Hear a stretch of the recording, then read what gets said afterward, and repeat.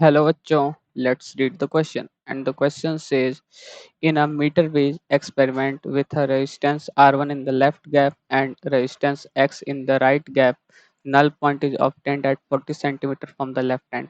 With the with a resistance R2 in the left gap and the same resistance X in the right gap, the null point is obtained at 50 centimeter from the left hand. Find the position of the null point if the right gap is containing X and the left gap containing R1 and R2 in series. तो basically इस question को solve करने के लिए जो की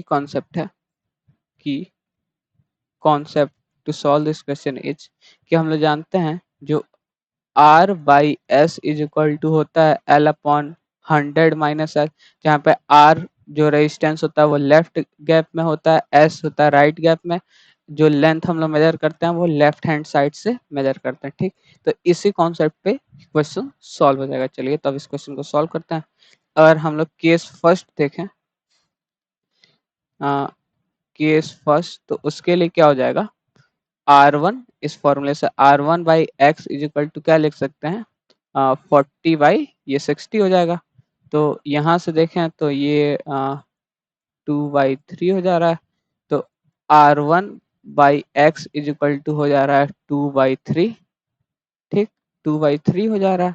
तो इसको एक और चीज लिख सकते हैं, इसको लिख सकते हैं, इसको ये भी लिख सकते हैं कि डेट इम्प्लाइज कि R1 is equal to 2/3 times of X, 2/3 time of X. ये इक्वेशन हम लोग का 1 सपोज कर लेते हैं। ठीक, उसी तरीके से अगर केस 2 की बात करें, तो हम लोग केस 2 की बात करें, इसमें क्या है, R2 है, R2 upon X is equal to, अब 50 पे मिल रहा तो 100 माइनस से 50 करेंगे तो ये हो जा रहा है 1 के इक्वल, मतलब कि R2 इज इक्वल टू क्या हो जा रहा है, एक्स। ये इक्वेशन हम लोग का, ये 1 माना था, ये इक्वेशन 2 हो गया। अब देखें, एक और चीज लिख सकते हैं,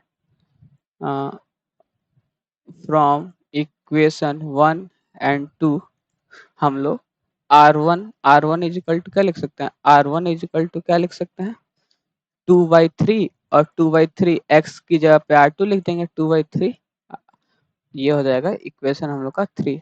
अब देखें, जो हम लोग का तीसरा केस बन रहा है, केस 3 जो बन रहा है, उसकी अगर बात करें, केस 3, तो उसमें देखें तो हम लोग के जो लेफ्ट साइड वाला गैप है उसमें R1 है, R2 सीरीज में है, तो टोटल रेजिस्टेंस क्या हो जाएगा, R1 plus R2 upon right side में गैप X है।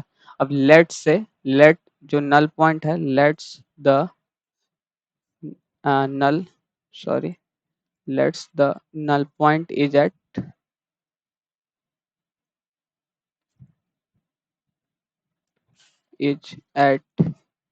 L from the left hand side. ठीक, तो ये क्या लिख सकते हैं, L upon 100 - L।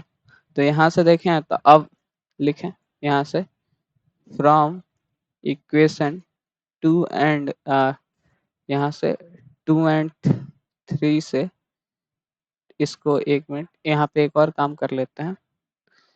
From equation, अगर इसको x के ही टर्म्स में सबको लिख दें तो वो ज़्यादा सही हो जाएगा।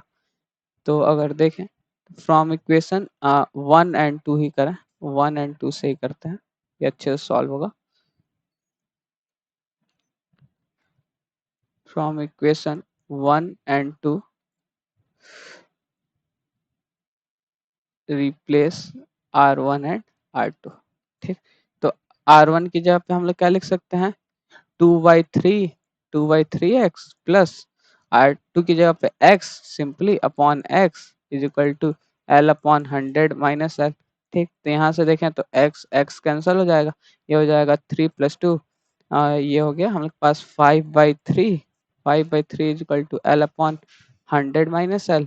तो यहाँ से देखें तो ये 3L हो गया, ये हो गया हम लोग पास 500 - 5L is equal to 3L।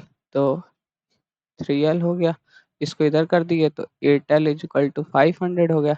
यहाँ से L की वैल्यू क्या आ गया हम लोग के पास, 62.5 सेंटीमीटर। तो हम लोग का यही आंसर हो गया। So the null point is 62.5 centimeter from the left. Hope you understand it well. All the best. Thank you.